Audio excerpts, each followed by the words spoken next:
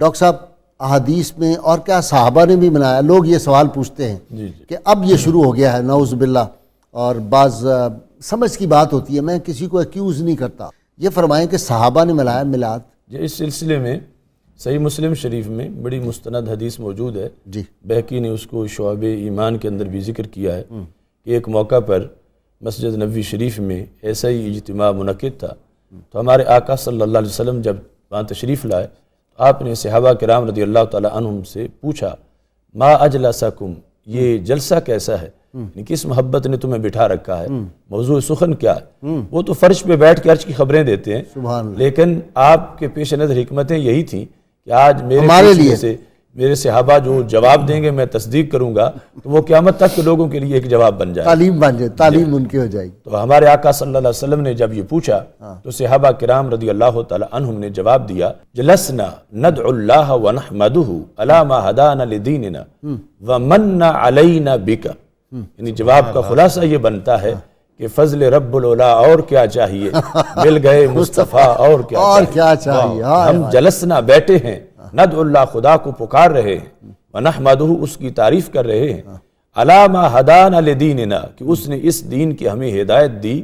ومن علینا بکا اور محبوب تمہارے صدقے ہم پہ کرم کیا، آپ صلی اللہ علیہ وسلم کی آمد سے جو ہم پر احسان ہوا ہے ہم اس احسان کا ذکر کر کے اللہ کا شکر ادا کر رہے ہیں۔ سبحان رسول اللہ صلی اللہ علیہ وسلم کی جلوہ گری پر اللہ تعالیٰ کا شکر، یہی محفل میلاد ہے۔ صحابہ کرام رضی اللہ تعالیٰ عنہم جب اس موضوع کی محفل کا انعقاد کر رہے تھے، وہ جلسہ نہ فضائل نماز کا تھا نہ مسائل زکوٰۃ کا تھا، کہ رسول اللہ صلی اللہ علیہ وسلم کی آمد پر اللہ کے شکر کی ادائیگی کا جلسہ تھا۔ تو ہمارے آقا صلی اللہ علیہ وسلم نے جب یہ جواب سنا تو آپ صلی اللہ علیہ وسلم نے صحابہ سے باقاعدہ اس پر حلف لیا کہ واقعی تم اس مقصد کے لیے بیٹھے ہوئے تھے، تو صحابہ کرام رضی اللہ تعالیٰ عنہم نے باقاعدہ قسم اٹھائی واللہ ما جلسنا الا لذالک،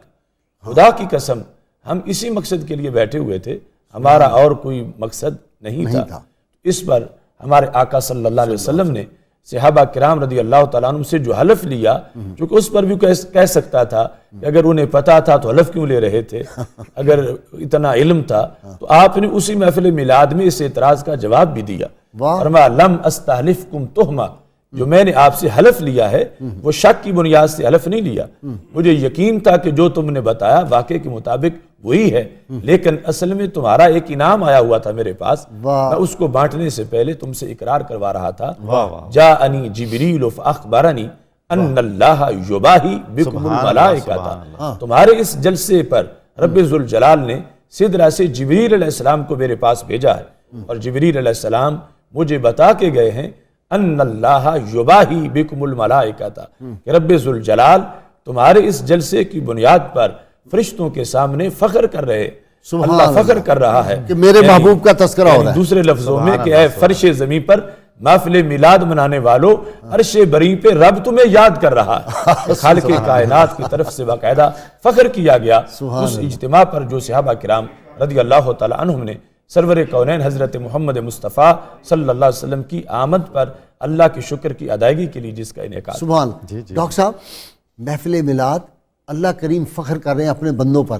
کہ تم میرے محبوب کا ذکر کر رہے ہیں صلی اللہ علیہ وسلم، اور یہ قیامت تک اللہ کریم فخر کرتے رہیں گے، اور یہ سعادت مجھے اور آپ کو، ہم سب جو یہاں بیٹھے ہیں اور جو ناظرین سن رہے ہیں ان پہ بھی اللہ کریم اسی طرح فخر کر رہے ہیں جو محبت سے سنے گا۔